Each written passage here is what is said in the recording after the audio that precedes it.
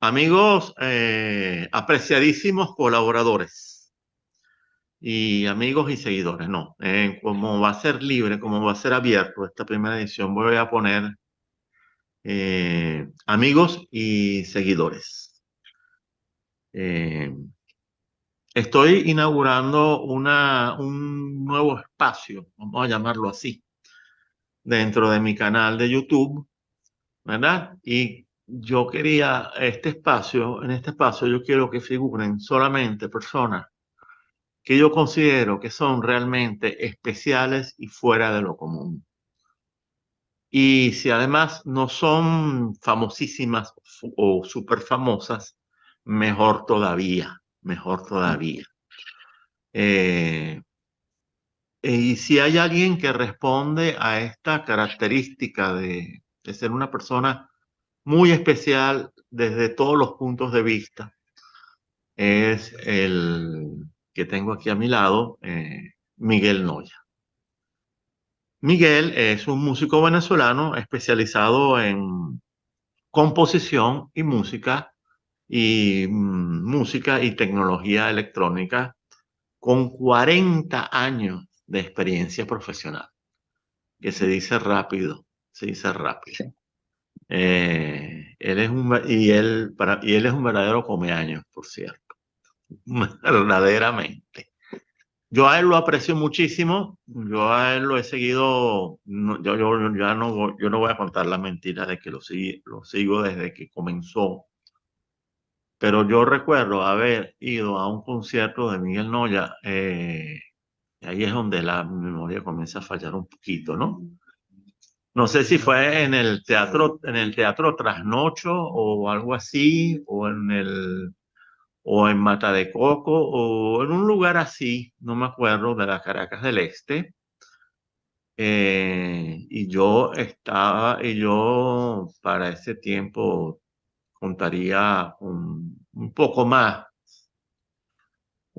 de 20 años de edad, un poco más de 20 años de edad. Y tú estabas comenzando, eras una novedad.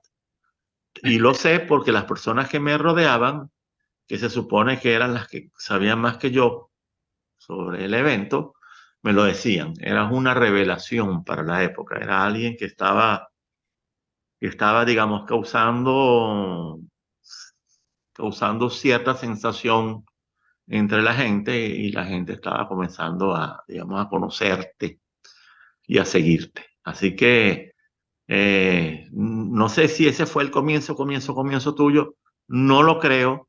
Tú estabas rodeado de una serie de teclados que no voy a nombrar porque eso es discusión de especialistas en esas cosas. Yo, y el concierto estuvo excelente, excelente. Me encantó, me encantó, me encantó muchísimo y desde ese día no he hecho otra cosa sino recomendarte. Y siempre lamentando de todas maneras que no fueses más conocido, ¿verdad? Entre el público venezolano.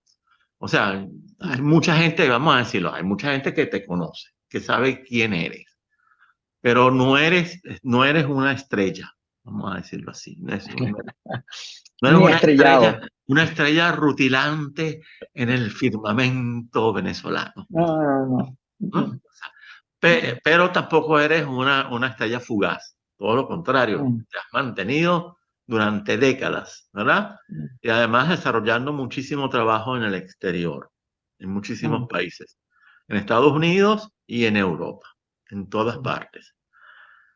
Eh, ¿Por qué yo quería hacer este programa con Miguel Noya? Bueno, porque en estos días a mí me tocó ver una serie brasileña muy bien hecha, como casi todas las cosas que hacen los brasileños en televisión, que a mí siempre me han sorprendido. A mí siempre me ha sorprendido la calidad excelsa de la televisión brasileña, porque además tiene una calidad cinematográfica, o sea, realmente, o sea, que va más allá de de lo normal, ¿no? Y a su vez, eh, son personas que dotadas de a mi modo de ver, de una sensibilidad, especialmente una sensibilidad artística muy especial, muy particular, ¿no? Distinta a la nuestra, ¿no? Con una sonoridad distinta a la nuestra, ¿no? También. Eh, y ellos son también alegres y digamos que eufóricos como nosotros, pero de otra manera, ¿no? Y al mismo tiempo son profundos. Muchas veces, ¿verdad? Dentro de esa expresión, dentro de sus expresiones artísticas, además de la belleza de la música, de la belleza de la letra, hay una profundidad particular en el brasileño. Y todo esto generalmente aparece en un video que además ha sido filmado por un director que pareciera que sigue más una técnica cinematográfica que no televisiva. ¿Me explico? O sea, es algo bien especial que siempre me ha llamado la atención. Esta serie, esta serie que trataba, esta serie que estaba viendo en YouTube trataba sobre la historia de la bossa nova, de la música bossa nova, desde sus comienzos, ¿no? Y,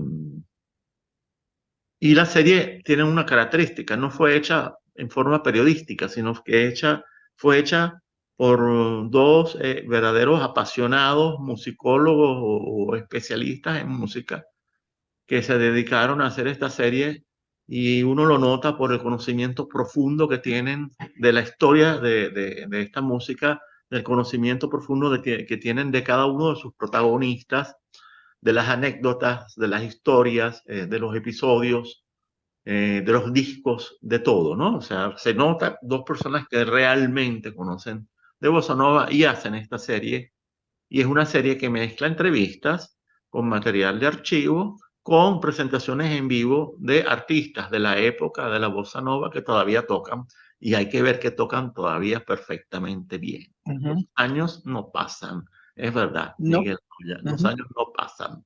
Los años pasan y uno pasa, pero sí, la calidad de la manifestación de la cultura y de las artes se mantiene. Y Y entonces, eso se mantiene, sea documentado o no.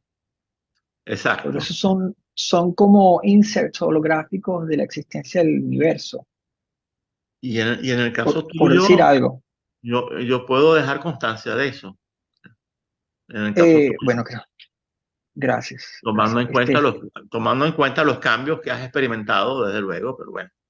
Sí, bueno, uno siempre está cambiando. Ante todo, primero quiero agradecer tu invitación, que para mí es muy especial. He seguido mucho tu trabajo de análisis geopolítico y de análisis de las circunstancias actuales, con un brillo y una brillantez especial, sobre todo cuando haces las relaciones históricas de dónde vienen los eventos que estamos pasando o que hemos pasado y que vamos a pasar, porque esto no se detiene. Eso es lo primero. Después, muy agradecido por tus comentarios de elogios y de prestar atención a mi trabajo o al trabajo. Yo tiendo a distanciar lo de mi trabajo y el trabajo, o yo, por ejemplo, nunca me encuentro muy incómodo diciendo mi música. Yo hablo de la música que sale de mi trabajo, por ejemplo.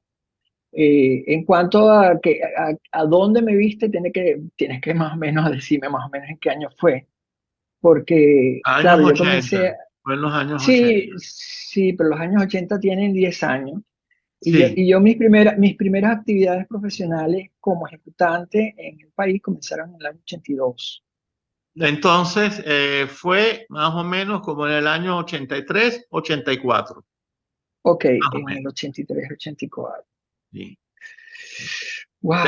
Te veías muy, muy rígido sobre la tarima, pero estabas tocando muy bien. Sí, yo soy normalmente estático a veces. A Últimamente no, propósito, últimamente ya ya últimamente va ya. te soltaste Sí, ya, tanto que ya tengo que va ya. aclararle al público que él aparece abajo, aparece identificado como Man Kusama, Sí, pero él no es Man Kusama, él es Miguel Noya. sí. Manku Pero, Sama es un alter ego que es fabricado a partir de una artista japonesa que a mí me gusta y que conocí a través de Peter Gabriel, que se llama Yayoi Kusama. Entonces, esto es una historia que está relacionada a ti porque unos amigos me invitaron para una boda en Italia, en Verona, y estos chicos, que es un venezolano y una italiana, decidieron hacer una cosa que es muy popular en las bodas aquí en Venezuela que se llama la hora loca. Y ellos repartieron una serie de máscaras y a mí me tocó esta máscara de una japonesa, me parecía fantástica y entonces voy a tener que, para que la gente lo entienda. Tac. Entonces yo adopté el personaje de un de una especie de artista japonesa que es familia de Yayoi Kusama. Y se llama Man Kusama, pero Man es Miguel Ángel Noya. claro, se entiende perfectamente. Ok, Entonces, claro, es parte de mi personalidad normal de que no me puedo tomar muchas cosas en serio porque cuando las tomo en serio me enfermo de la cabeza, me enfermo del corazón. Y estos son tiempos muy complicados y yo prefiero estar conectado con la inocencia, como dices tú, de un niño de 11 años que no haya sido tocado mucho todavía por las redes y por las social networks y que haya estado en contacto sobre todo con la naturaleza donde yo siempre he estado más cómodo. Me siento cómodo. Primero me siento cómodo fuera de lo que supuestamente llaman el instante del primer mundo, que son estas cuestiones urbanas, donde hay mucha actividad, mucha velocidad, mucha acción, y de tanta acción y tanta velocidad, pues no ocurre nada. O sea, porque hay tanto que, bueno, ¿para dónde va? Bueno, no se puede ver sino dentro de un tiempo. Ese es lo primero. Ahora, no hay que como no tomar en consideración que el estar en contacto con la naturaleza es muchísimo más intenso. Y eso viene dado, por ejemplo, uno está en el campo y dice la tranquilidad del campo, eso no existe. Lo que existe es una inmenso conexión con miles de especies de insectos, de aves, de plantas, tanto o más que seres humanos. esa es la sensación del niño, además, las que generalmente experimentan uno cuando es niño, que queda Sí, sí. abrumado totalmente por la Mm. naturaleza, Sí, sí, por cada novedad, hasta desde la hormiga más pequeña transportando una hojita hasta el cielo mismo y la copa de sí, los árboles, y ni hablar si ocurre algo como un pájaro grande pasando. Es sí. ese estado de abrumador constante que experimenta el niño, que yo lo sigo experimentando cuando me penetro en la naturaleza, ¿no? Me Sí, siento sí. totalmente dominado por ella, me Ujú, siento además completamente como si de verdad estuviese entrando en otra dimensión, pero no es otra dimensión en el sentido de otro planeta, sino como si es como si estuviese entrando a lo que es las afueras de mi yo, de mi ser, las afueras ujú, de lo que yo soy como persona y como habitante del planeta, ¿no? O sea, ujú. ¿verdad? Eh, no, muy bien, Miguel. Yo Y quisiera, de todas maneras, para ajá, terminar la dime, idea, sí, sí, cómo no, como mi oficio pues, de composición y claro, mi tendencia dentro del campo de la composición, la especialidad es música electrónica, primero la música electrónica me abrió los oídos a sonoridades y formas de construcción muy diferentes a las que tradicionalmente se lleva en la música, desde el punto de vista formal, tímbrico, de orquestación, de arreglos y de composición, a cuando se utilizan instrumentos acústicos. Eh, Eso desarrolló primero que yo tuve que abrir mi gusto hacia cosas innovadoras o nuevos, sonidos nuevos. Y esa amplitud hacia una paleta o un menú de sonidos nuevos se ha quedado corto cuando yo me absorbo a escuchar patrones en la naturaleza para buscar fuentes para mis trabajos de composición electroacústico, electrónico o de composición normal. Y bueno, uno se queda muy, muy impresionado, sobre todo si uno ha aprendido el oficio o las técnicas de composición, cómo funcionan las reglas de la composición de diferentes estilos y las técnicas de orquestación, uno empieza a ver las posibilidades fuera del lenguaje humano. No es una cosa que inventé yo, es una cosa que ha existido desde mucho tiempo, inclusive el origen del sonido de la naturaleza indudablemente está vinculado a la invención de la música. Correcto, correcto. Muy bien, Miguel. Eh, Retomando un poco lo que deberían ser las intenciones de este programa. Ok, Si no se dan, por allá, cierto, si no se dan las intenciones de este programa, no pasó nada. Simplemente salió otra cosa distinta, me parece perfecto. No hay ningún claro. problema, ¿no? Ujú. Inspirado en esta serie, sobre la cual ya no voy a hablar más, porque ya dije todo lo que tenía que decir sobre ella, yo me puse a pensar, caramba, ¿cómo me gustaría ver algo parecido, ¿verdad? Mm, Hecho en Venezuela con respecto a la música venezolana, pero no a la música venezolana actual, sino porque, ¿qué pasa? El bossa nova tiene una enorme carga, hoy en día, tiene una enorme carga nostálgica de lo que fue el Brasil, ¿no? El nuevo Brasil, oh, así lo llamaron los brasileños, ese nuevo Brasil de esos años, ¿no? Y yo mismo me dije, cónchale, cómo me gustaría ver algo así, pero con la música de lo que fue mi ciudad, soy caraqueño, ¿verdad? ujú, De lo que fue mi ciudad cuando yo era joven y cuando la llamaban la llamaban Caracas, la sucursal del cielo. Y era esa Caracas que explotó en forma dramática desde los años 40 hasta los años 70, más o menos, ¿verdad? Y en donde, además de esa explosión urbana, hubo una explosión también cultural y Caracas comenzó a generar música y comenzó a generar toda una serie de músicas que son las que forman parte de mis recuerdos, asociados siempre a esa Caracas de, digamos, sucursal del cielo, ¿no?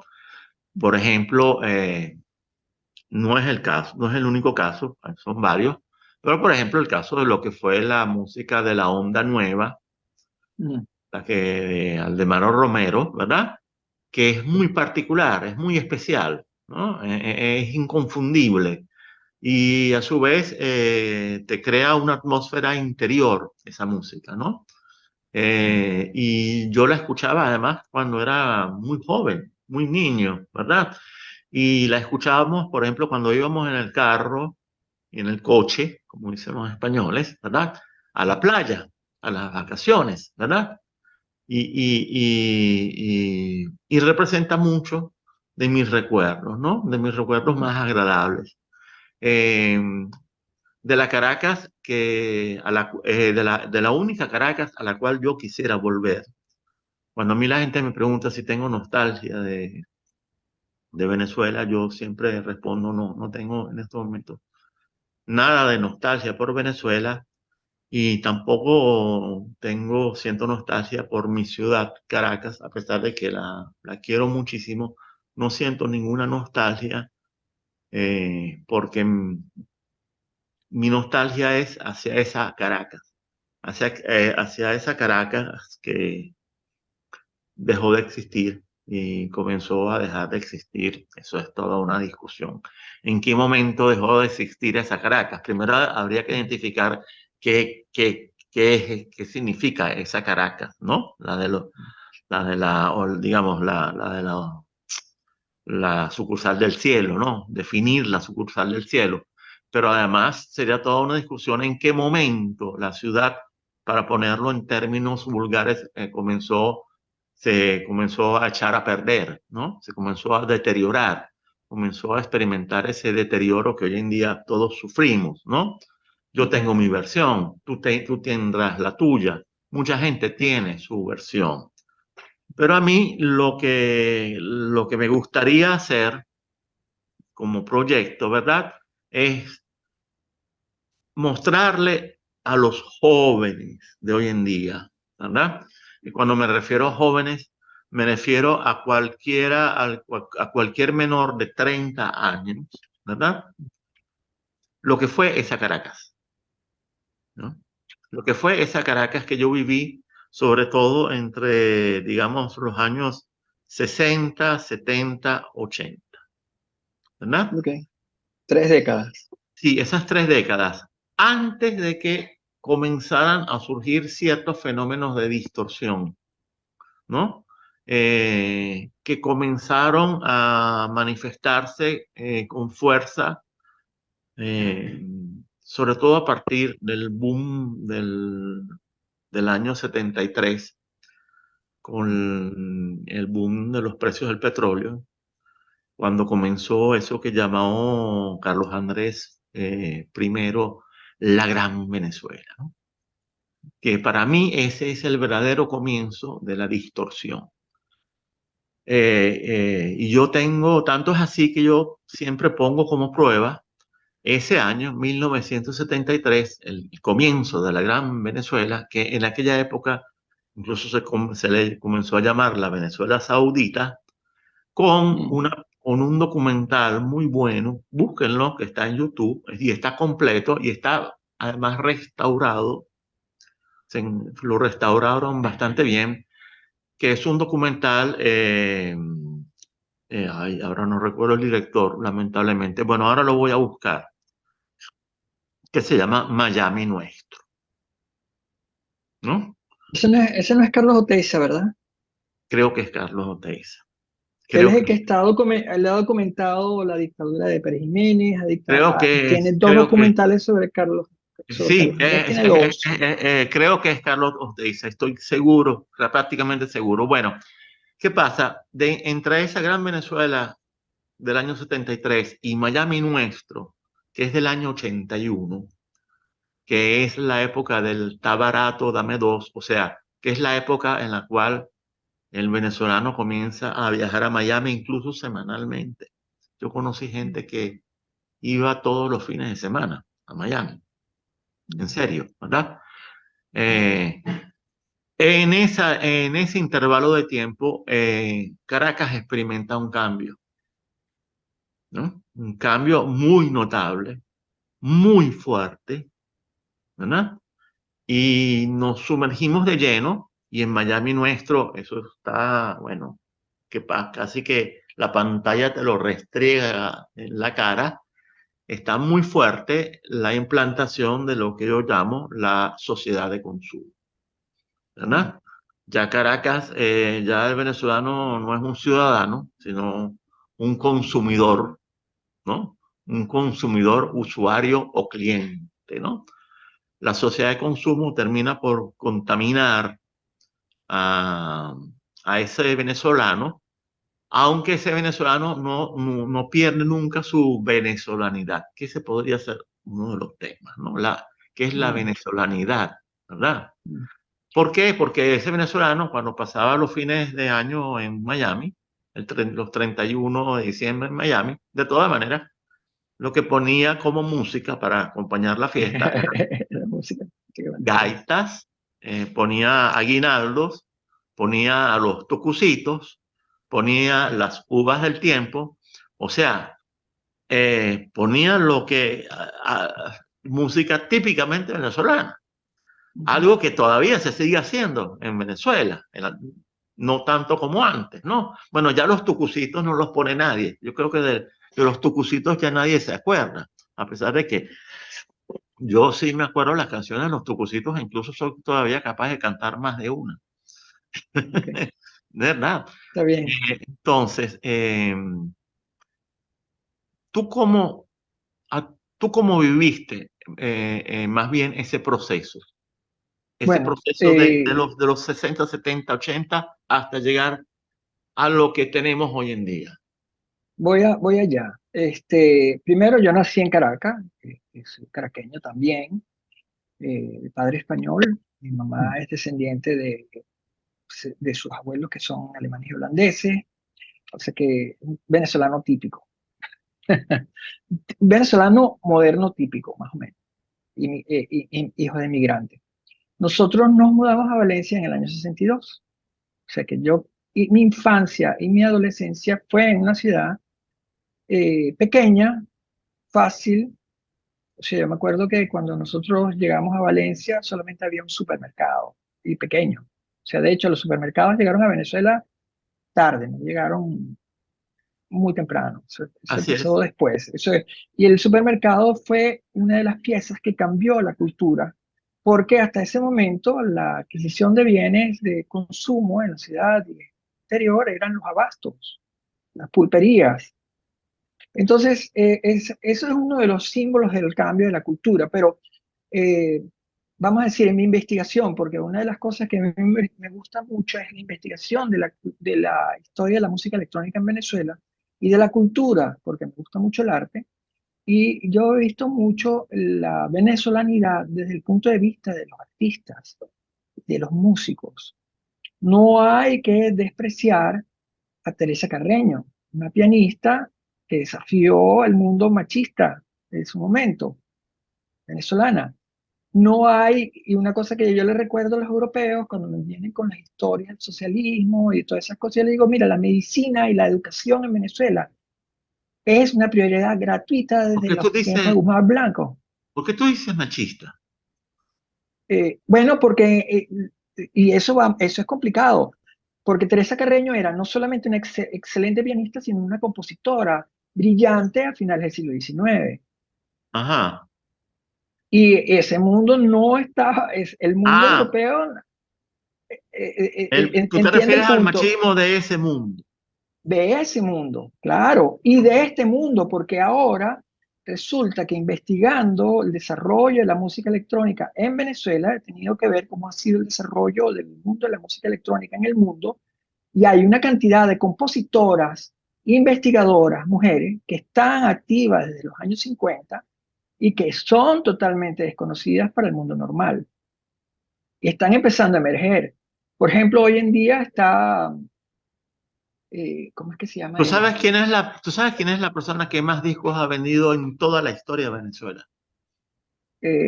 Aquí en Venezuela, no sé Se me lo si, contó un día un viejo ejecutivo discográfico. Yo trabajaba sí. para una compañía discográfica que no voy a nombrar. Ujú, Eh, Ese es un señor que había trabajado en otras, había ujú. terminado trabajando en esta y éramos compañeros de trabajo. Y él me decía, ¿tú sabes quién es el que más ha vendido discos en toda la historia? ¿No? Bueno, yo me puse, a mí se me ocurrió, no sé, Juan Vicente Torrealba, ¿no? O sea, Hugo Blanco, Hugo Blanco, Simón Díaz. Y él me dice, no, mira, en ese renglón ninguno de esos tres está en los tres primeros lugares, en los dos primeros ¿no? lugares. Porque en el renglón llanero están Estelita del Llano y Reina Estelita del Lucero Llano y Reina como, Lucero, claro. como máximas vendedoras en la historia de la música llanera, ¿no? Claro, claro. Pero a nivel pop, de música pop, la máxima vendedora de toda la historia es Lila Dime. Morillo, Lila Morillo, claro. De Maracaibo de para el Maracaibo, mundo. de Ujú. Maracaibo. Sí, Bueno, en este caso, para terminar la idea de la venezolanidad, eso está referido a la música popular.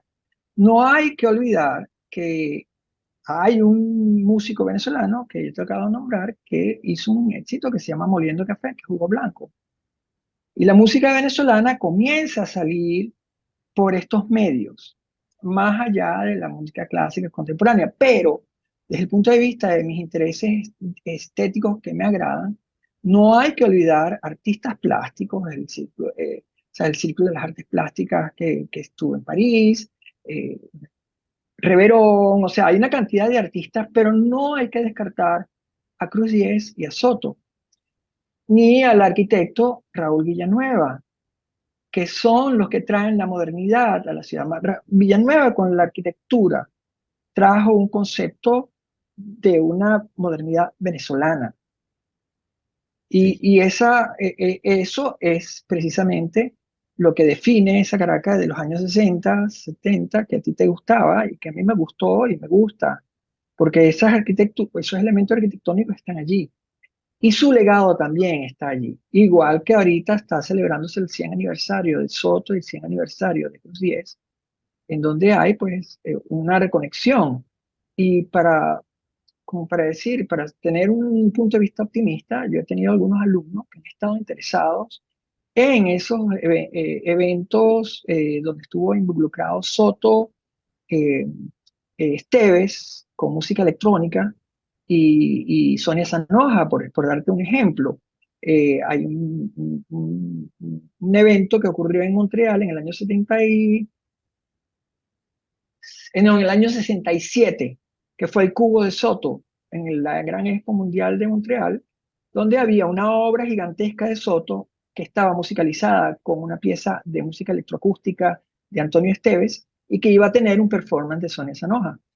Y esa era la representación de Venezuela para el mundo.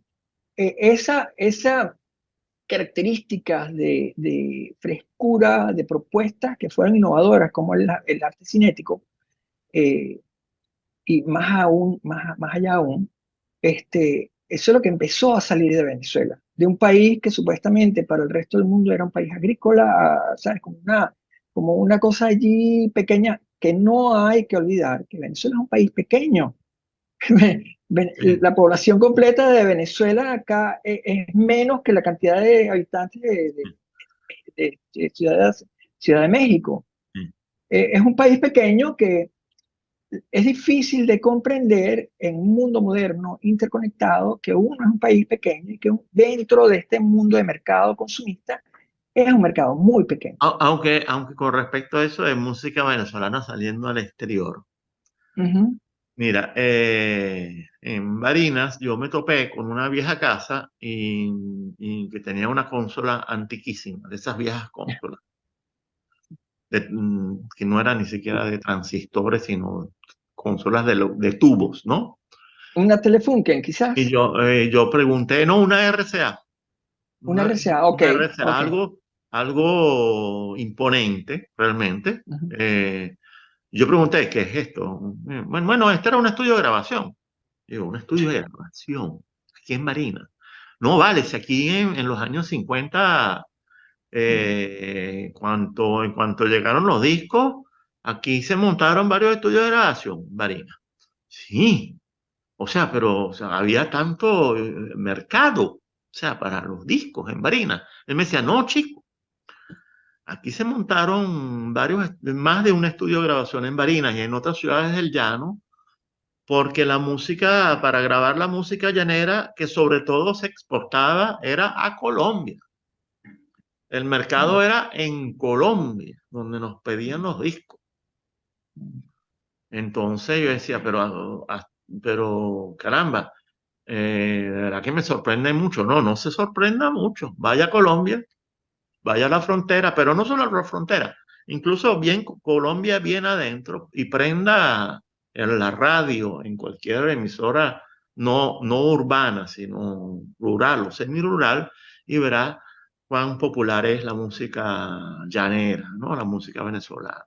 Y ese fenómeno sigue hasta el día de hoy, sigue hasta el día de ok. hoy, porque para todos es importante el mercado colombiano y la primera exportación grande, digamos que a nivel, bueno, vamos a llamarlo industrial, de música venezolana, fue música llanera, lo que llamaban arpa 4 y maracas, y Ujú, arpa 4 maraca y buche, ¿no?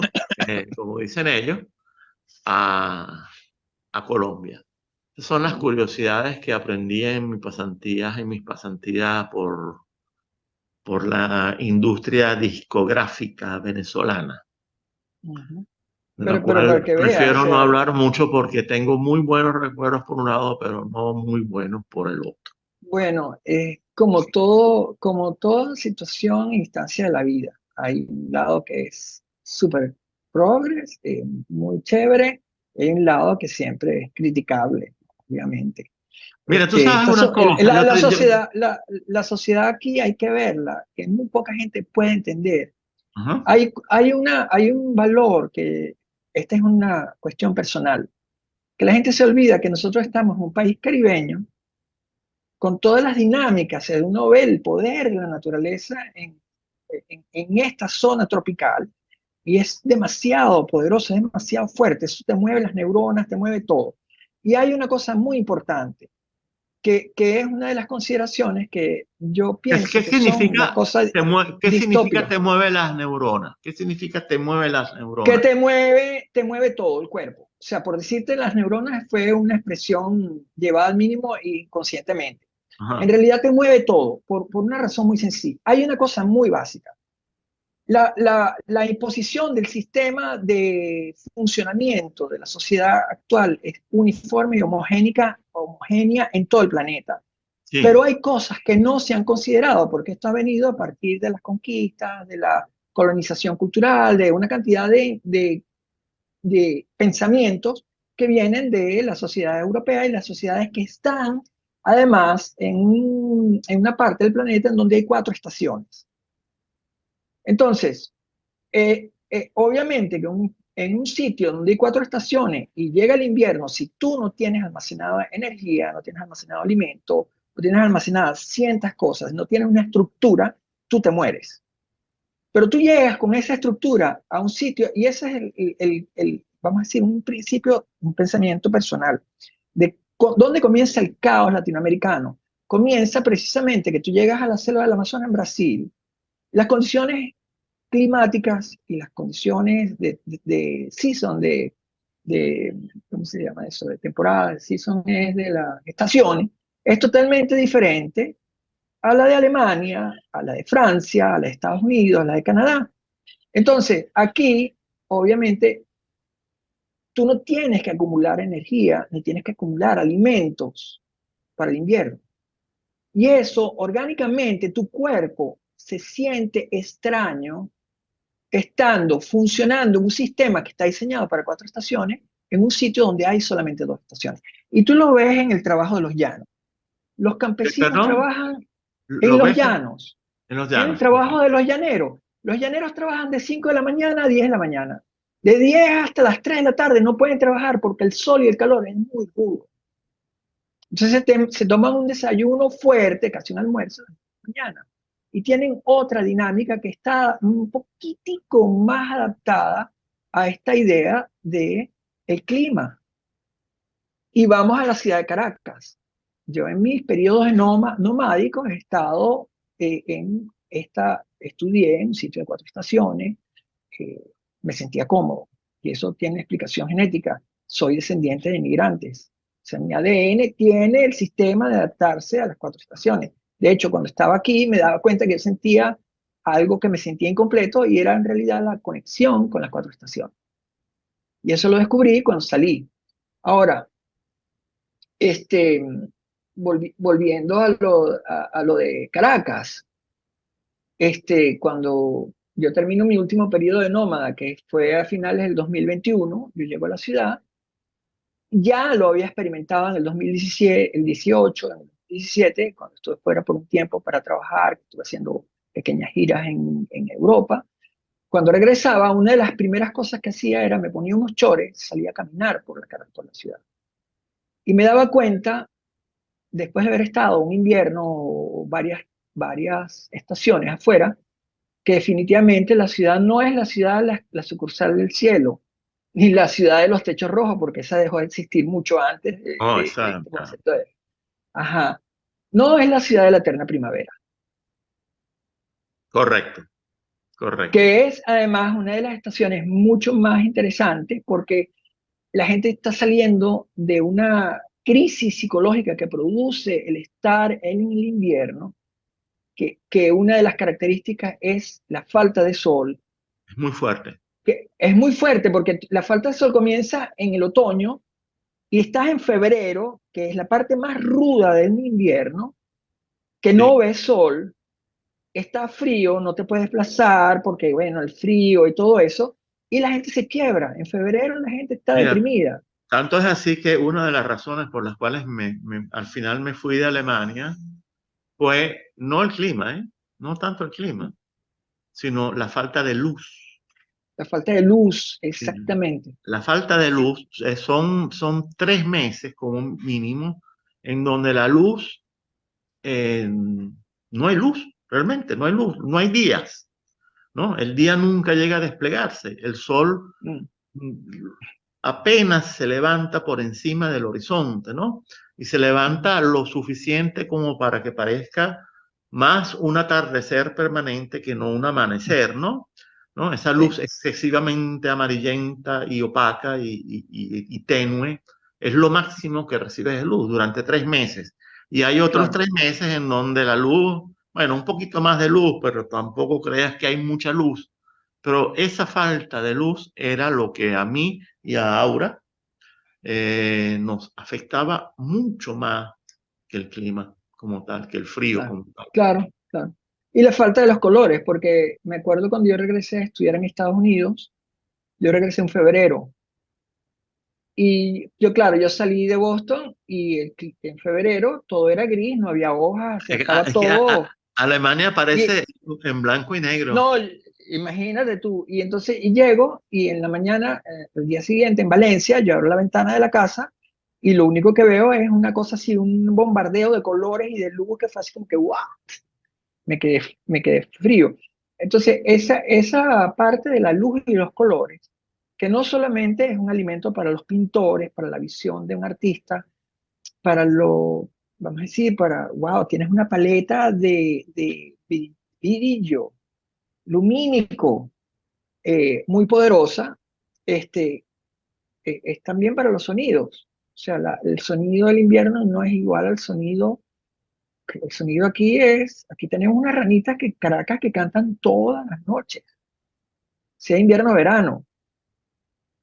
Siempre hay una sonoridad especial, muy particularmente y muy espacial, no solamente especial, sino espacial también.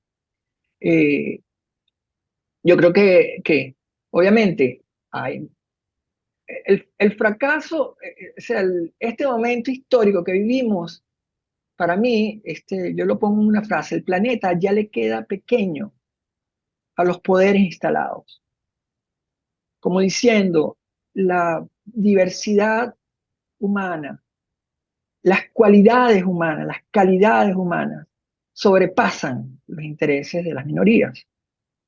Por una razón muy sencilla, hay gente que simplemente quiere vivir y vivir no necesariamente quiere decir que tú estás dentro del mundo consumista. Primero, porque no todo el mundo puede estar en el mundo consumista, eso es lo primero. Y segundo, que por ejemplo en estos países en donde hay este contacto con entre el cuerpo humano y su interrelación con otros cuerpos, que son las plantas, que son los animales, las dinámicas, yo creo que te suavizan un poco. Obviamente que los anhelos de ser mejores, de tener un mínimo dentro de un pacto social es una cosa que es muy normal, sobre todo en el siglo XXI. O sea, no es justificado que ciertas cosas que deberían ser obvias no lo son. Pero, por ejemplo, ¿cómo explicas tú eh, lo que yo llamo, porque yo siempre he vivido dentro de una forma u otra relacionado con la música? Mm, Porque, primero porque mi profesión es ingeniero de sonido, mm, ¿verdad? Eh, no trabajé directamente en las casas disqueras porque no quería hacerlo. Eh, pero ya por cuestiones de, vamos a decir, de rebeldía social mía sí, intrínseca, ¿no? O sea, las casas discográficas, todas las casas discográficas del mundo quieren ser fábricas de salchichas, ¿no? O sea, quieren ser fabricantes de salchichas. En realidad, la gran frustración de las casas discográficas era que en vez de salir salchichas, coño, salían artistas. Y disculpen el coño este atravesado, pero era la verdad. mm, Y Venezuela no era la excepción. Y entonces, mm, por cuestiones del mismo trato, ¿verdad? ujú, No quería trabajar en disco, aunque terminé trabajando durante 3 años con una casa discográfica, donde profesionalmente me fue muy bien, humanamente no. mm. Pero bueno, pero ¿tú a qué atribuyes, todavía qué pasa? Vuelvo a lo que quería preguntarte, ¿no? Yo siempre sentí que en Venezuela, bien o mal, se producía mucha música y de buena calidad. O sea, Sí, había una buena cantidad de talento, ¿verdad? Incluso había una cantidad de talento que no lograba encontrar su expresión, ¿verdad? Pero Venezuela producía mucho talento musical, había buena música, generalmente se escuchaba buena música, ¿verdad? Uno, por ejemplo, bueno, por ejemplo, a mí no es que no me guste la gaita, a mí la gaita me gusta, pero no tengo un nivel de tolerancia que es de X minutos, o sea, que dura X minutos. Yo no puedo estar 8 horas escuchando gaita, no puedo, sí, me no se vuelvo puede. loco, ¿entiendes? ¿Entiendes? Pero bueno, la gaita, y es impresionante cómo se produce en cantidad industrial, ¿entiendes? Ujú, Para darte un ejemplo, pero no solamente con la gaita, y después hubo una explosión bien particular de talento pop en los años sí, 80, ¿verdad? Que produjo ujú, muy buenos artistas, muy buenos discos, ¿verdad? Eh, o sea, digamos que la producción venezolana era satisfactoria e incluso se podría decir que era abundante y satisfactoria. Nada que ujú, envidiar a otros países, ¿verdad? ujú, ujú. Claro, Brasil, Argentina, la gente se imagina que esos son lo máximo, pero no, Venezuela también producía lo suyo Hay que, hay que, y lo Federico, hacía bastante bien. hay que añadir a esto algo. Mm. ¿Qué población tenía Argentina y qué población tenía en No, Brasil? no, no solo, es que además no es verdad, es un mito, te lo digo desde ya, es un mito, contado por un amigo mío, ingeniero de sonido argentino, de Ujú, verdad, y que además trabajó en Argentina y trabajó en Brasil, ¿verdad? Pero ajá, no, la pregunta, yo lo que quisiera es aterrizar en la pregunta de una vez. ajá, Eh, se produjo un derrumbe en la música venezolana, que yo lo considero un verdadero derrumbe, ¿verdad? ajá. Un cataclismo en la música venezolana que obviamente es expresión paralela de lo que es el cataclismo que ocurrió en la sociedad venezolana. De eso no tenemos duda, ¿no? Pero, ¿cómo es posible que la música en determinado momento se convirtiera en algo que yo sentía que incluso era más basura de la basura que yo veía en la ciudad? O sea, algo incluso peor de lo que le estaba pasando a la ciudad y a la sociedad. Como si la música se hubiese convertido en el último reducto de la peor expresión social posible. O sea, eso era lo que yo sentía.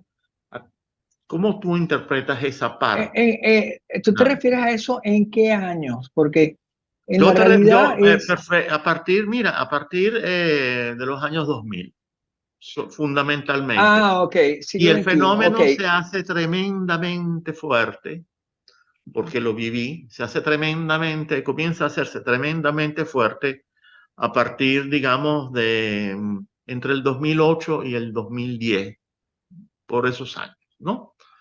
Bueno, Eh, 2008 y 2010. es Caracas lo, Caracas más o era un menos. ghost town. Era un ghost town. Explica lo que es un ghost town. Eso, un pueblo fantasma. Yo me acuerdo de haber ido a tocar con Pablo Gil, saxofonista, en un sitio en San Ignacio, que fueron dos personas nada más. Dos Y en la personas. tarde, cuando me estaba moviendo por la Francisco de Miranda, a las 5 de la tarde no había tráfico. Entonces, hay que verlo. Primero, hay un fenómeno mundial que ocurre a partir del 93, 94, empieza a decaer el mercado de los CDs. Ujú. Aparece el Internet y la Internet empieza a hacer grandes cambios en el mercado mundial de la música. Todo el mundo que había deshecho sus fábricas de vinilo y que había hecho una cantidad de cambios para la producción de CD a finales de los 90, se ven en una ola, en una onda descendiente muy fuerte.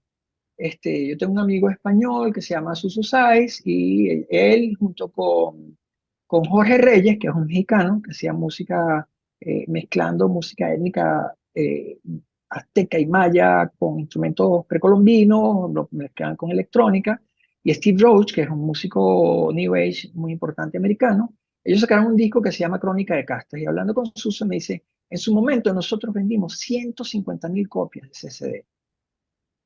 Y eso es un número muy grande para un producto de ese tipo. Ahorita, vender 500 copias de lo que sea, vinilo, cassette o CD, es un logro para este tipo de música. Es decir, los mercados cambiaron muchísimo. Todo ese comienzo del siglo XXI hasta el 2010 es el cambio de una tecnología y una difusión que se ha consolidado en lo que es ahorita la difusión del mercado musical, que es YouTube, es Spotify, los playlists de diferentes SoundCloud, es decir, la distribución de la música, las radios convencionales no existen casi, de lo que existe ahora son radio internet, que son especializadas, es una cosa que yo vi más o menos al comienzo de los 90 en una conferencia sobre la televisión y la producción de la televisión, Ok, donde ellos decían, bueno, pero me estás hablando de la parte técnica, industrial, ¿no? La de, música. to- ¿Qué de, pasó con la de la música? música.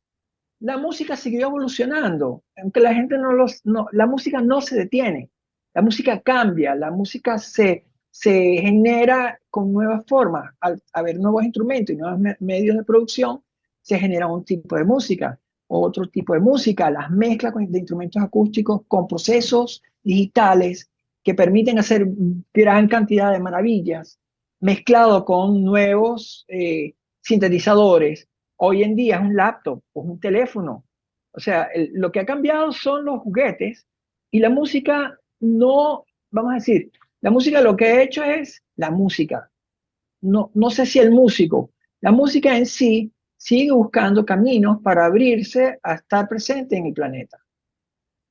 Obviamente vas a encontrar cosas insólitas. Lo que pasa es que el ruido es tan grande. Se montan 100.000 canciones en Spotify al día, una cosa monstruosa.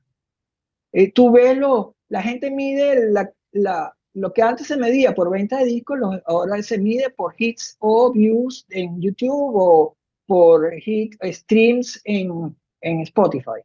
Y los números son extremadamente insólitos. O sea, tú de pronto te encuentras un artista no sé si los llegó, pero un venezolano, un chama venezolano que se llama Danny Ocean, que acá tiene un video tiene 1.000 millones de views. O sea, estamos hablando de una cosa que ni los productores de sonográfica se imaginaban que iban a poder acceder a tanta gente. Ahora, el mercado está determinado precisamente por una cantidad de cosas complejas, en donde la gente no lo entiende y que no viene de ahorita, viene desde la época de las disqueras, que el músico muchas veces no ve el guiso a todas estas cosas. El músico sigue funcionando y el secreto final, para que la gente lo entienda, es que el músico funciona bien si tiene muchos toques. Si toca y la gente lo escucha y lo ve. El dinero no está en la venta de Spotify, porque para poder sacar $1.000 en Spotify te tienen que escuchar como 100 millones de personas, una cosa Eso es bárbara. totalmente cierto porque yo te puedo dar el caso mío, por ejemplo. Yo escucho mucho jazz, ¿no? Ajá. Y cuando puedo, cuando tengo tiempo. Y me gusta escuchar los nuevos grupos, ¿no? Las nuevas agrupaciones de jazz, ¿no? Yo considero que desde hace ya unos cuantos años, más o menos desde hace unos 10 años, el jazz está experimentando un momento Ujú. extraordinariamente bueno en cuanto a la calidad de sus músicos, de sus músicos y, y de sus grupos, ¿no? O sea, hay muchos. Es impresionante la enorme cantidad de grupos de jazz que hay, ¿no? O sea, es algo que Mm. más no sabes por dónde comenzar. O sea, que te sientes mal porque a lo mejor dices, Dios mío, a lo mejor el mejor de todos es justamente el que nadie elige, ¿no? A lo mejor Sí, justamente ese nadie lo elige, pero porque hay tantos que uno al final elige como de Tim Marín de Dos Pingües, ¿no? O sea, de tantos que hay. Pero es muy buena la calidad de la música jazz, es realmente muy buena. La interpretación, la calidad del músico como tal también lo es. Y todos estos grupos a los que les va bien, ¿verdad? A los que les va bien, ellos viven prácticamente en tour, viven prácticamente haciendo claro, y siempre fue así, Federico, siempre fue así. O sea, cierto. Coltrane vivía de tocar en los sitios pequeños en New York o Ray en Charles, Chicago. Todos, todo. todos, Sí, sí, todos los músicos siempre, sobre todo los de jazz, porque siempre recuérdate que los músicos de jazz, a pesar de todo el talento, eran un núcleo que eran dentro de los Estados Unidos, por supuesto, eran de color, eran afrodescendientes y había racismo. sí, Entonces, eran mercados que estaban comprimidos a su propia etnia. sí, sí, Eso, vamos a decir, estas son cosas que para un psicólogo y para un historiador son buen tema para investigar y curiosidad. El asunto es, hay en el planeta en este momento, no solamente en el jazz, en la música clásica, en la música académica, en la música contemporánea, en la música electrónica, en la música experimental, hay muchísimo talento, hay unos genios. ¿Tú has visto alguna vez el trabajo de Jacob Collier, por ejemplo, que es un niño? Debe tener 25, 26 años. No lo puedes creer. No lo puedes creer lo que hace ese muchacho. Y así como él, hay varios. Pero él es como el más, yo creo que es así como una especie de, de extraterrestre que está hiperkinético, tiene un oído absoluto, hace unas armonizaciones donde tiene tono, pases microtonales, unas cosas que son musicalmente extremadamente complejas. Gente como Quincy Jones o como Hancock, Quincy. todos se quedan locos con este muchacho. Hay por ahí, Quincy Jones todavía está vivo, ¿no? sí, sí, creo que Qué no se ha bueno, muerto, hasta donde yo me recuerdo. qué bueno. Y entonces tú te das cuenta de que, bueno, quizás estamos en una época de oro y no lo sabemos, Sí, así porque es. estamos de nuevo lo que te digo, el ruido es tan alto Exacto, ¿no? que el ruido no te deja escuchar, no te deja ver. Y hay tantas opciones que, bueno, como dices tú, hoy voy a escuchar esto, pero tú tienes que tener el tiempo para seguir con esa actitud inquisitiva que uno tenía cuando era adolescente, que mira, escuché una banda nueva y qué bueno, vamos a explorar esta banda. Pero hoy en día, si tú haces eso, para empezar, tienes cientos, miles de bandas con las cuales puedes ir a abrirte camino. Entonces te vuelve te puedes volver loco de alguna forma u otra. Y tú hablaste del año 73. El año 73 es un año cósmico muy, particularmente, muy extraño. Ajá, explíqueme. En el año 73 es el pico de un movimiento que viene del rock, que es el rock progresivo. Hay Mm, dos discos que bueno, son significativos para esa época, que son ajá, Selling England by the Pound de Genesis y Dark Side maravilloso. of the Moon, y Dark Side of the Moon de Pink Floyd, que saltan del psicodélico que venía y que fue mutando a partir de Echoes y Atom of the Heart Mira, a este disco, a este disco. la ofrenda de Vitas La Brenner ofrenda es del no es del 73. 73. Es del 73 y el comienzo de la banda municipal es del 73. Ahorita estoy atendiendo Yo unas tengo tertulias. el disco mío de la ofrenda de Vitas Brenner, que yo tengo Ujú, en Caracas, lamentablemente lo tuve que dejar allí. Era ujú. un original del 73, de Sí, cuando... sí, es el 73. Yo lo llegué a ver a él en el 76, pero yo vi en el 74 a la banda municipal que se originó en el 73. Ya, por supuesto, yo lo escuchaba en el 73.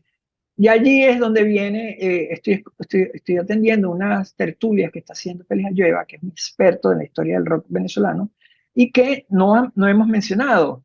Pero aquí ocurrieron cosas muy interesantes a nivel de, bueno, un grupo como los Impalas, que yo no los conocía, los puedo haber escuchado en la radio de niño, pero no conocía su alcance. Resulta que los Impalas llegaron a trascender los límites de Venezuela y se residenciaron en España. Y en España tuvieron tanto éxito que en España lo presentaban como un grupo español. Ni siquiera lo presentaban como un músico venezolano, como un grupo venezolano. Y la última etapa de los Impalas es una, que como el año 69 es totalmente psicodélico, equivalente a las cosas que estaban haciendo The Doors y que estaban haciendo, es decir, que ese movimiento de rock, que fue una cosa que nació en Maracaibo y después pasó a Caracas, estaba casi al día con lo que estaba pasando afuera. Es como que si hubiese una onda en el planeta de frecuencias que todo el mundo estaba pescando. Es muy interesante. Y recordando, Venezuela era un país rural en ese momento, petrolero y rural simultáneo en los años 60. Estaban saliendo de la dictadura, había movimientos guerrilleros, la influencia de los pensamientos de la Revolución Cubana. Era complicado, no era sencillo, no Ujú. era sencillo, sin embargo, no estaba tan distanciado del mundo. Y uno tiene que explicarle a veces, cuando yo estoy dando clases a gente joven, que no había teléfono celular, uno, no había internet. La información que llegaba de los grupos argentinos llegaba con meses de diferencia. O sea, si ocurría algo en Argentina, tú te enterabas aquí por una revista argentina que importaba y que compraban 5 personas en Valencia, 4 o 5 meses después. O te enterabas de un grupo, de uno de tus grupos favoritos. Entre mis grupos favoritos estaba Frank Zappa, estaba Yes, estaba Emerson Lake and Palmer, estaban grupos que no eran comunes, Amondul, un Escuchando grupo ciertas totalmente estaciones de radio, como por ejemplo la Radio Capital de cierta época. de cierta época. Habían dos Cierto, locutores que podían poner esa música, uno era Capidoncella y el otro era su hermano, Alfredo Escalante. exacto. O sea, pero estamos hablando de una cosa elite, pero que no es una elite que está resumida a un estrato social, es una elite cultural de otro tipo. Mm. Porque bueno, porque la música popular aquí era la guaracha, el merengue, la salsa, sobre todo la salsa. La salsa fue la que terminó predominando al final de todo, sin dejar a un lado la música folclórica. Aquí habían unos festivales que se hizo, por cierto, ahorita este año se produjo un reprise de los festivales de música folclórica que se hacían en los 40. Un amigo que se llama Blanco Uribe hizo una producción que se presentó en Caracas a lo grande, en la Plaza Alejandro Blanco Uribe. Alejandro Blanco Uribe, sí, Ajá. sí. Yo también lo Precisamente conozco. Alejandro Blanco Uribe es una de las piezas fundamentales del neo rock pop de los 80, donde, por ejemplo, un músico como Giordano es predecesor a Juan Luis Guerra. O sea, Juan Luis Guerra absorbe el mercado que debió haber sido de Giordano. Sí. Sí, Es porque cuando tú la te música pones a caribeña, estudiar la ajá, trayectoria por ejemplo, de Giordano, del mismo ujú. Ilan, ellos Sí, comenzaron muchísimo antes. Ilan comenzó con un grupo, mira, ok, yo soy viejo, bueno, vamos a ver, ¿qué importa? Ananta o azúcar, cacao y leche, ¿cuál de las dos? Azúcar, cacao y leche, De ¿no? Edgar Alexander. Con Edgar Alexander, ¿no? Eh, y bueno, o sea, Ilan antes de ser famoso trabajó bastante, ¿no? Sudó bastante, y lo mismo Giordano. Cuando los agarra Blanco Uribe justamente Ujú, en los años 80, ¿no? ujú. Ya son dos talentos maduros, completamente maduros, no son Sí, jovencitos recién salidos, no son descubrimientos de última hora, sino que son sí, ya sí. dos músicos bien rodados Sí, y el bien grupo madurados, ¿no? Siete Cuero, donde Sí, estuvo también el hermano de Giordano, que lamentablemente murió, no me lo ¿cómo es que digas, se no, llama? no puede ser. El de Adrenalina Caribe, Evio. Ah, él, sí, Sí, no sí, lo sí. sabía, no lo sabía. Víctima de la delincuencia y la violencia de Caracas. Oh, Este, oye, pero lo que quiero ¿sabes decir, cuánto lo Ilan lamento? Bueno, además, sí, Ilan además tuvo carrera en Inglaterra, interesante, tiene un grupo que se llama Nanta, y un proyecto de música progresiva súper del primer mundo. Es sí, decir, Venezuela siempre ha tenido un movimiento de música que ha estado alineado en cierta forma, nunca ha estado detrás. Y desde que apareció el sistema de las orquestas juveniles, la parte de música orquestal y de instrumentos clásicos, pues hizo un salto primordial. O sea, hoy en día los músicos venezolanos, oye, ¿cómo que se llama él? Hay un contrabajista que no está en la filarmónica, y disculpa mi memoria, precisamente, eh, no es Edio, no es Edio, bueno, fue firmado cuando tenía 15 años, la Filarmónica de Berlín, que es la orquesta top. O sea, imagínate tú, nada más y nada menos. un contrabajista. La orquesta número uno.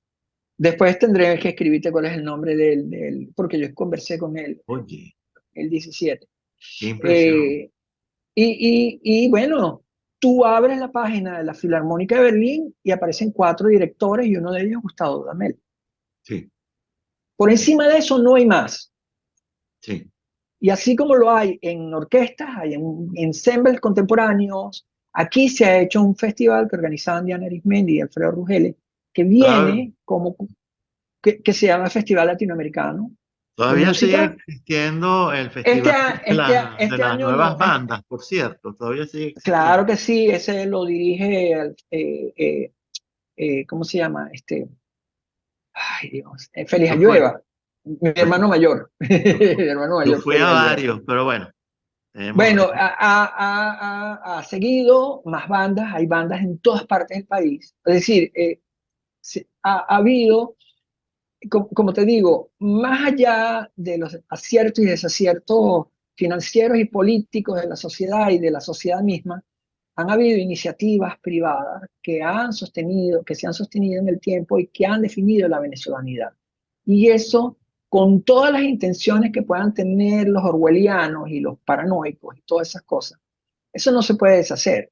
Esa por historia está ejemplo, allí. iniciativas privadas. Bueno, la Concha Acústica de Bellomonte, por ejemplo. Y el primer festival de En música qué estado latinoamericana, se encuentra actualmente? ahorita está reactivada totalmente. Ah, bueno, oye, buena noticia. Pero la gente Buena no sabe noticia. que esa concha acústica la hizo bajo la iniciativa de Inocente Palacio en el año 54, creo que se inauguró, con un festival donde el invitado especial era Edgar Varese, No puede ser. en serio. Y Imagínate. el primer laboratorio de música electrónica que hubo en Venezuela estuvo en esa concha acústica y lo fabricó a partir de una iniciativa del mismo Inocente Palacio, José Vicente Azuar, que era un músico famosísimo de Chile, Oye, pero qué buena que noticia que hayan recuperado la concha acústica, ¿vale? Y de verdad la ahora. recuperaron y respetando el proyecto original lo tuvieron que Ah, reconstruir. bueno, yo no sé porque yo no conocí el proyecto original, pero sí hay conciertos continuos allí, hay conciertos de la Musical de Ayacucho, la orquesta, hay conciertos de rock, Yo fui a ver Qué uno de los bueno. últimos conciertos que se hicieron antes de que los vecinos la mandaran a cerrar, que fue Molotov. Ok. La mandaron a cerrar porque el ruido era horrible. Y entonces yo no entendía cómo el Sí, ruido de porque Molotov era... cuando yo fui hace como 10 años atrás Ujú. a hacer una inspección justamente para municipio Ese es Baruta, su Baruta. eh, yo encontré un problema desde el punto de vista acústico, varios problemas acústicos, ¿no? Ujú. Uno era el recintado acústico, en otras palabras, cómo contener, ¿verdad?, la emisión acústica de algo que efectivamente es una concha y es amplificadora. Y aunque Ujú. ella está diseñada para amplificar en contra de la calle, hacia el cerro, ¿verdad? Ujú. El cerro rebota gran parte de la energía y se prueba con fonómetros y generadores de tonos, ¿verdad?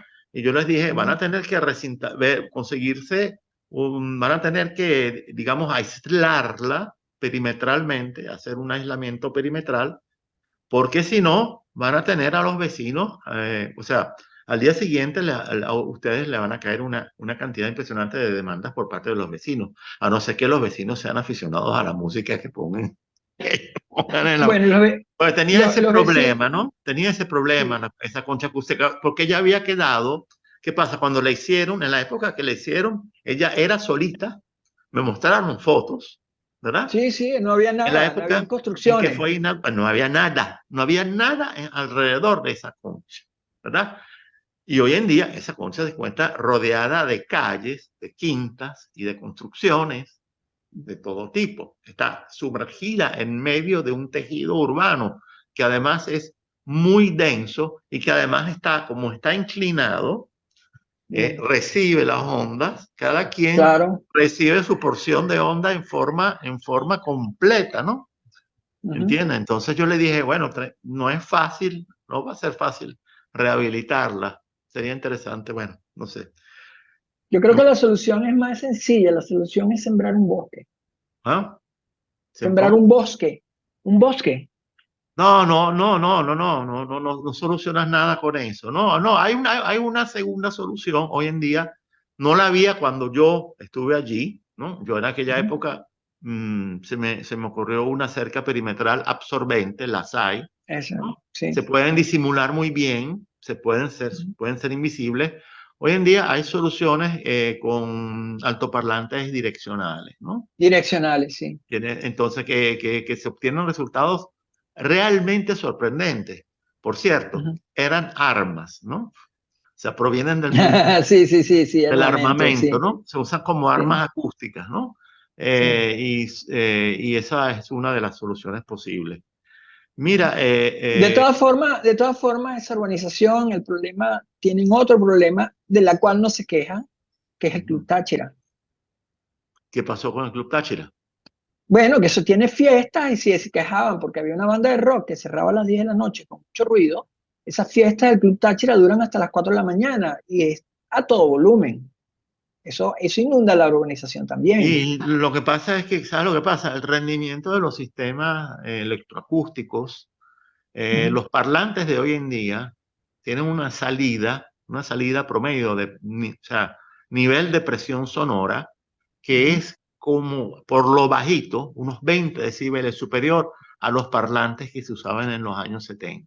¿Entiendes? Sí, sí, No, sí, sí, sí. o sea, la eficiencia de los parlantes y de los amplificadores Ha, aumenta, ha mejorado, claro, pero en una enormidad. Entonces, en beneficio de nosotros los rockeros. sí, ¿cómo no? O sea, de verdad, o sea, hoy en día Sí. con un monitor portátil, y eso yo lo vi en Alemania, con dos monitores portátiles amplificados, activos, o sea, con el amplificador incorporado dentro del mismo parlante, oye, grupos haciendo música y lo que a mí realmente me dejaba loco no era tanto la música que estaban haciendo estos muchachos, que de paso no era mala, sino el nivel de presión sonora que salía de estos dos parlanticos pequeños, que eran Mm. realmente compactos, ¿no? Eso es lo que ha pasado hoy en día, ¿no? Sobre todo. Eh, Mira, Bueno, Miguel, vayamos. vayamos un momentico otra vez a la ciudad Exacto. de los techos rojos, a la ciudad de la eterna primavera. Hay nuevas generaciones, eh, entrar y salir. Una de las cosas que más me afectó al principio en mis entradas y salidas era sentir los huecos que quedaban de la gente que se iba. Yo sí sentía como un vacío en la red energética de la ciudad, eh, que ha tenido altos y bajos. O sea, por ejemplo, el 2022 para mí tuvo una energía que fue creciendo y desde febrero del 2023 en adelante ha ido descendiendo y ahorita está como estable, no se sabe, no se siente si va, sube o baja. Hay actividad, hay grupos presentándose, hay grupos que tenían años que no se presentaban, que están viniendo. Es decir, hay como una especie de actividad que va, bueno, yo no puedo ver las cosas que están ocurriendo, primero porque tengo mucho trabajo, eh, y segundo porque, bueno, porque no es fácil, eh, la parte económica está muy complicada, no es sencillo, No, la parte económica, extremadamente de verdad, bueno, complicado. para mí, de verdad sigue siendo un misterio como muchos venezolanos logran sobrevivir con Bueno, porque, sueldos porque que tienen y con lo, bueno, para mí, no sé, bueno, la gente que va a los es un conciertos no son gente que, semi milagro o un milagro completo. sí, la gente que va normalmente a esos conciertos, o sea, por supuesto no puedes pensar que es un asalariado que está trabajando en una oficina con un salario mínimo, porque cualquier salario no es suficiente para tener una vida normal. Entonces yo me imagino que es que la gente se sabe rebuscar y siempre lo ha sabido hacer. No, es no voy a caer en esos análisis Claro, porque no claro. son de mi interés en este momento. A mi interés es la parte educativa de, bueno, que puedo enseñar a las nuevas generaciones que están interesadas. Hay chamos que están interesados en la historia de la música venezolana no convencional, la música que yo llamo de la alternativa, que siempre lo hubo, donde, por ejemplo, Civitas Brenner, que era un alternativo dentro del mercado de la música popular, de acuerdo a los criterios de las disqueras, habían otras manifestaciones que eran más alternativas todavía que Vitas, o por lo menos en los 80. Eh, ha existido y siempre existirá gente que esté interesada en la vanguardia o música experimental o vamos a ver qué pasa si yo mezclo esto con aquello. Y el resultado, pues obviamente musicalmente es muy interesante y a sus comienzos el público no, o sea, toma tiempo que el público se interese. Eso es así. De Ahora, todas formas, uno no se puede detener y uno siempre tiene que seguir. ya vamos aterrizando Vamos ya a, hacia la fase final del programa, vamos a ¿no? aterrizar en la Carlota y no en el aeropuerto de Caracas, Sí. que queda afuera. Yo vuelvo y repito a lo inicial, ¿no? O sea, a mí me gustaría que existiese alguien que tenga ganas de producir, ¿verdad? Una serie que tenga que ver con la música, con la historia de la música venezolana, ¿verdad? Mm. Yo no conozco además ninguna en el recuerdo, ¿no? Salvo programas especiales que de vez en cuando se hacían algunos programas especiales, imagínate tú en el Canal 5, ¿verdad? Una vez Alfredo Escalante La hizo, música que sacudió al mundo. en la música que sacudió al mundo, hizo durante 2 o 3 programas intentó hacer como una historia, pero una historia de su música, que yo le decía a él era mi hermano, yo le decía, chico, hiciste la historia de la música que tú escuchabas. Te faltó decir eso, ¿no? Que estuvo muy bueno el programa, pero era la historia de la música que tú escuchabas solamente, ¿entiendes? Eh, a mí me parecería muy interesante realmente si a alguien alguna vez se le ocurriera hacer de verdad una historia de la música venezolana que puede ser monumental no sé, desde los tiempos de Teresa Carreño, yo no pretendo tanto, pero sí una historia más reciente, ¿verdad? ¿Verdad? Más cercana a nosotros. Por ejemplo, la historia de la música popular pero no solamente de la música popular, sino de todas las expresiones musicales, incluyendo la música no popular, ¿verdad? Mm.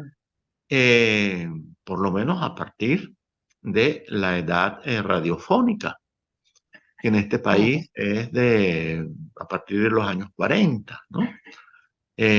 Algo así, ¿entiendes? Que se plantee hacerlo y de esta manera uno pueda también, porque no hay como escuchar, porque yo, por ejemplo, en esta serie brasileña, pero me ha tocado con otras series brasileñas, porque los brasileños sí están permanentemente haciendo programas sobre sus músicas, ¿no? Sobre las historias de sus músicas, ¿no? Yo vi uno sobre la historia de la samba, interesantísimo, súper, mucho más interesante de lo que yo me imaginaba sobre la historia de la samba, porque además termina con la manifestación de la samba como un fenómeno social y las escuelas de samba y los zambódromos y todo eso. O sea, es algo monumental lo que hicieron los brasileños. O sea, se Sí, sí. mandaron una serie realmente monumental sobre la historia de la samba. Me gustaría, yo no pretendo tanto con unos en el caso nuestro, pero qué interesante sería que alguien hiciese una historia de la música contemporánea, para ponerle un nombre, ¿verdad? Ujú. Venezolana, a partir de los años 40. Qué Eso, interesante eso, sería. eso yo creo que va a venir con un poquito más de tiempo en lo que haya más, porque historia hay, ¡Uh! contenido hay. De nuevo, lo que yo te digo es que yo siento es que ciertos proyectos no tienen, primero tiene que haber una iniciativa individual. Las cosas aquí funcionan por iniciativas individuales de alguien que se interese por eso, por ese tema, y que tenga el valor de iniciar una producción con todos los límites que hay, de hacer una producción aquí que no tenga una salida inmediata de características grandes, o sea, porque esto es histriónico. De nuevo, lo que te digo, cuando te digo lo de tomar en consideración la población, es porque Argentina tenía una industria del rock, porque funcionaba desde el punto de vista que las bandas tocaban y tenían suficiente público, podían vender suficientes discos sin tener que salir de Argentina. Y en Brasil Que más tienen que todavía. salir de Buenos Aires muchas veces. Exactamente, y más en Brasil. Entonces, si tú ves, oye, Brasil que tiene más de 100 millones de habitantes desde la época que tenía estos movimientos. Entonces, estamos hablando de un país que además está entre las economías más grandes del mundo. Y es el mercado, ellos están encerrados ellos tienen un mercado que funciona internamente muy bien, Muy bien. porque son un país de habla portugués en un continente de habla española. Sí, sí, Entonces ellos han estado viendo hacia adentro todo el tiempo. En sí, cambio, sí. nosotros somos puertos, somos un puerto, o sea, así, importación y exportación. La, la, los ejes urbanos están en la costa, es así. Correcto. Y bueno, y tenemos cultura de piratas y de, echando broma, ¿no? Por supuesto. Ay, Eh, Dios mío. yo creo que al final espero yo que el amor y la luminosidad que viene dado por tener unos paisajes tan espectaculares y por tener dentro de todo, aunque la gente no lo crea, la sociedad venezolana es una sociedad especial, muy solidaria. La antisolidaridad es una cosa minúscula. O sea, las grandes mayorías son una gente abierta, Sí, interesada en mejorar, sí, tiene un interés en mejorar. Hablando del 73, en el 73 comienza una cosa que se llama el Plan Gran Mariscal de Ayacucho, que es un plan que ayudó a construir lo bueno que existe y que ha estado bajo el ojo de la destrucción. Miguel, vamos a Hasta que dejarlo llegamos. hasta aquí por el día de hoy. Eh, Sí, bueno, eh, gracias por la invitación, Federico. Espero no la invi- aburrirlos, espero que no se aburran y que nuestros comentarios puedan producir una reflexión. Yo siento que Mm. nos hemos quedado muchísimas cosas que nos gustaría, siento que muchas cosas se quedaron en el tintero, como dicen por allí, ¿no? Vulgarmente, Sí, ¿no? Siento que faltó, y la vamos a hacer en algún momento, ¿verdad? Una reflexión más profunda, ¿verdad? Sobre el arte en general, ya no solo el arte venezolano, ¿no? Sino Ah, ok. hacia dónde está tomando el arte en general, ¿no? Obviamente con énfasis e hincapié en la música, pero no solamente en la música. Ujú, Yo ahora llevo ya 6, 7 años en Europa, ¿verdad? ujú. Y uno siente y uno siente ciertas cosas, ha recibido ciertas impresiones. 4 años en Alemania son fuertes desde el Sí. punto de vista de esa impresión, ¿verdad? Eh, yo percibo contenido dentro de la música y dentro del arte, ciertas cosas que no me gustan para nada, pero para nada, ¿verdad? Pero es algo que al mismo tiempo contrasta con talentos muy buenos, excelentes, y cosas buenas, ¿verdad?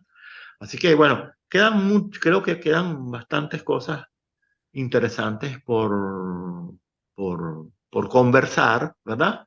Ujú. Especialmente tú, que eres un gran viajero, que es alguien que se la pasa viajando y además se la pasa viajando por países muy interesantes, ¿verdad? Sí. Ya, Eh, ya no, ahorita estoy otra vez, estoy en mi hometown. bueno, bueno, Para Miguel. cerrar, Federico, creo que el nombre del contrabajista es Edison. Ah, ok, ok, Eso hay que investigarlo, pero yo creo que es Edison. Ahorita no me acuerdo el apellido. ok, Tipo brillante. Pero no es el único, hay muchísimos en todas partes. ok, Miguel. Bueno, Gracias, Federico. muchas gracias. Gracias a ustedes por la atención hasta el final y nos veremos hasta la próxima, porque esto no se va a quedar en un programa único. Mm, Vienen otros programas. No sé cuándo será el próximo, no tengo una fecha en la cabeza, pero seguramente vendrá un próximo programa con Miguel. Bueno, Bueno, hasta luego y que Dios me los hasta bendiga luego. a todos. Un abrazo para todo el mundo.